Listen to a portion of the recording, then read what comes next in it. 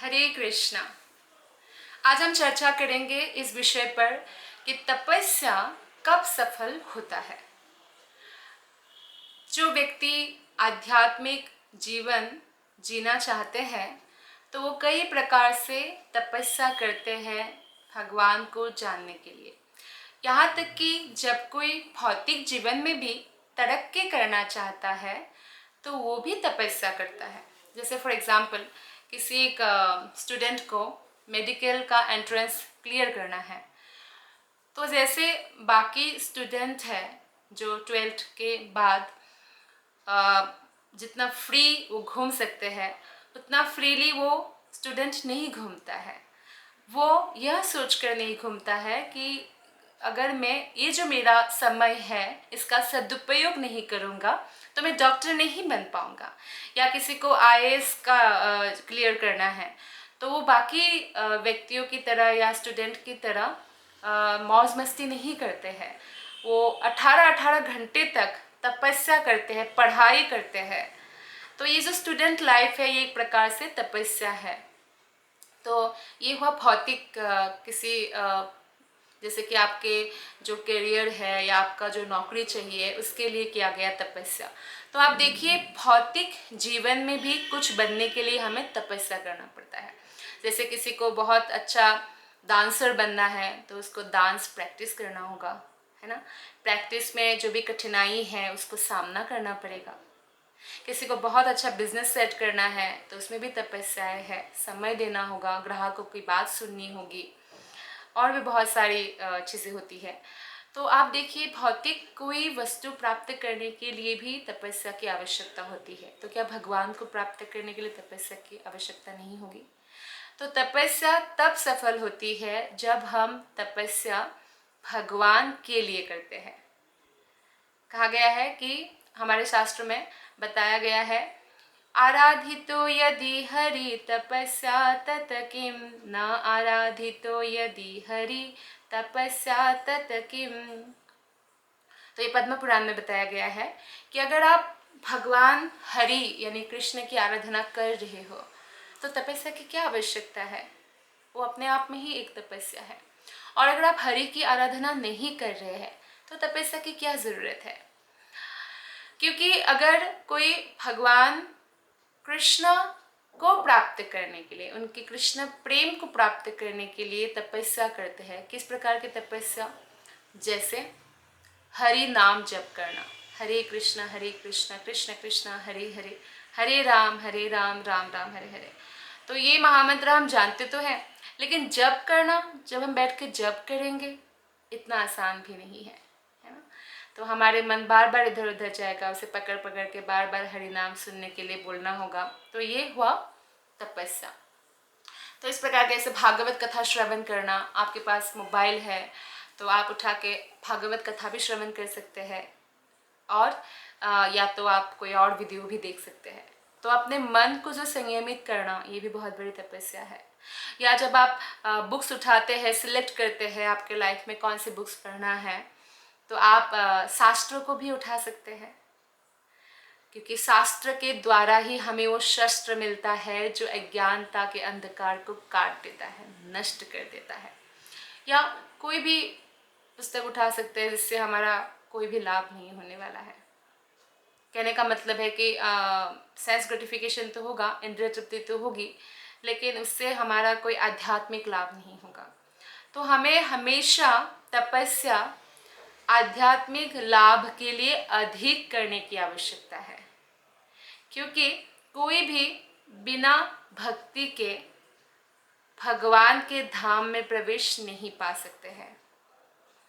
तो कोई भी व्यक्ति छोटी जगह से बड़ी जगह, मेट्रोपॉलिटन सिटी या बड़ा देश, अमीर देश में क्यों जाना चाहते हैं, सुखी होने के लिए। फिर भी दुखालय है ये संसार, दुखों का घर है। कहीं भी आप जाइए कुछ ना कुछ परेशानियां हैं, कुछ ना कुछ कमियां हैं हर व्यक्ति के अंदर, हर जगह। तो हमें कहाँ सेट होने के लिए सोचना चाहिए, गोलोक, वैकुंठ। तो ऐसे जब हम सोचने लगेंगे तब हमारे सामने रास्ता खुलेगा। तो उन तपस्याओं की ओर हमें आकर्षित होनी चाहिए जिन तपस्याओं से मनुष्य जीवन में सफलता हम प्राप्त कर पाए। और बाकी जो भौतिक कार्य के लिए जो थोड़ा बहुत हमें तपस्या की आवश्यकता है, क्योंकि हम भौतिक शरीर में हैं, हम आत्मा हैं पर भौतिक शरीर धारण किए हुए हैं, तो उसकी निर्वाह के लिए, जीवन निर्वाह के लिए भी कुछ हमारे कर्तव्य होंगे शरीर से रिलेटेड, तो उसको भी पालन करना चाहिए। लेकिन उसके लिए इतना अधिक प्रयास नहीं करना चाहिए कि हमारा आध्यात्मिक जीवन नष्ट हो जाए। तब जाके हमारा तपस्या जो है सफल होगा।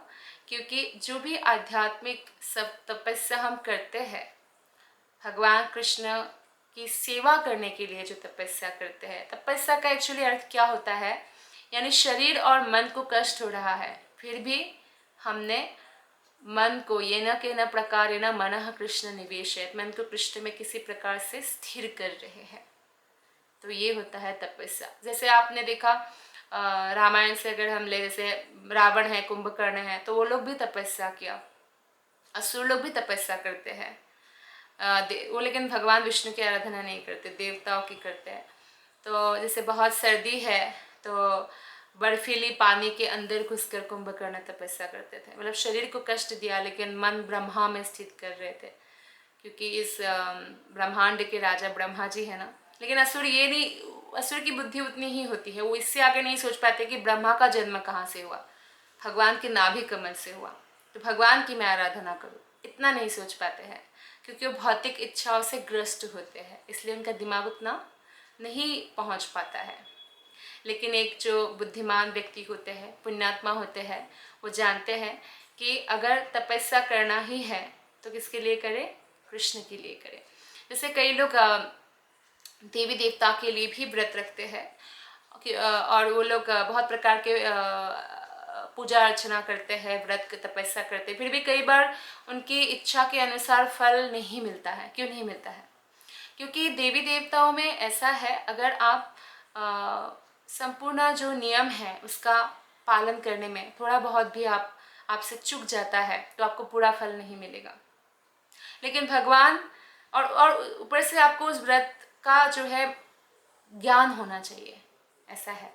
लेकिन भगवान श्री कृष्ण जो देवी देवताओं के भी उद्गम है, तो उनके लिए जब हम थोड़ा सा भी करते हैं और अनजाने में भी करते हैं तो भी उसका बड़ा लाभ मिलता है। तो इसलिए कहा गया है कि आप देवी देवताओं के लिए पहाड़ जितना करो फिर भी राय जितना फल मिलेगा, क्योंकि वो फल जो है क्षणस्थायी होता है और भौतिक लाभ ही दे सकता है। जब ब्रह्मा जी से मांगा हिरण्यकशिपु ने अमर होने का वरदान, तो ब्रह्मा कहते हैं मैं ही अमर नहीं हूँ, तो अमरता का वरदान नहीं दे सकते हैं ब्रह्मा जी। तो क्षणस्थायी होते हैं देवताओं के भी वरदान, लेकिन जब भगवान कृष्ण देते हैं तो परमानेंट होता है।